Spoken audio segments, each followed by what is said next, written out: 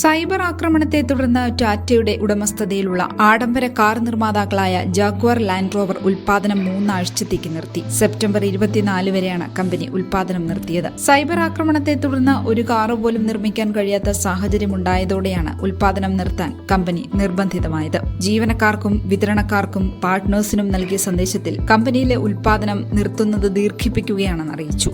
Cyber സുരക്ഷാ വീഴ്ചയെ സംബന്ധിച്ച് ഇപ്പോഴും പരിശോധനകൾ തുടരുകയാണെന്നും സൂക്ഷ്മമായ പരിശോധന നടത്തുമെന്നും കമ്പനി അറിയിച്ചു. കടുത്ത പ്രതിസന്ധിയെ അഭിമുഖീകരിക്കുന്നതിനിടെയാണ് ഇടുത്തി പോലെ സൈബർ ആക്രമണവും വരുന്നത്.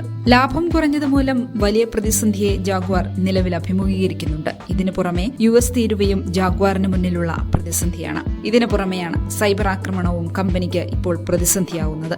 നേരത്തെ സൈബർ സുരക്ഷ ഉറപ്പാക്കാൻ TCSുമായി ചേർന്ന് 800 മില്യൺ പൗണ്ടിന്റെ കരാറിൽ ജാഗ്വാർ ഒപ്പുവച്ചിരുന്നു. 2023 കരാർ. IT സംവിധാനം ശക്തിപ്പെടുത്തുന്നതിന്റെ ഭാഗമായായിരുന്നു കരാർ. എന്നാൽ ജാഗ്വാർ അനുഭവിക്കുന്ന പ്രതിസന്ധിയുടെ ആഴം വ്യക്തമാക്കുന്നതാണ് ഇപ്പോഴത്തെ സംഭവം.